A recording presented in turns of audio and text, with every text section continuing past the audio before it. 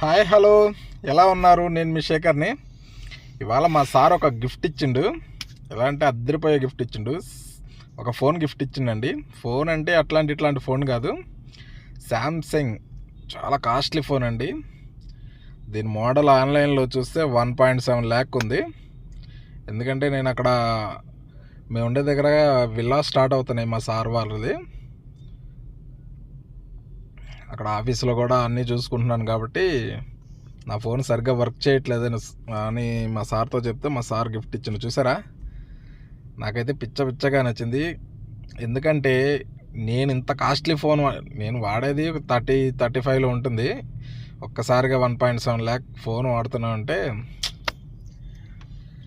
మా సార్ చాలా అంటే చాలా బాగా చూసుకుంటున్నారు.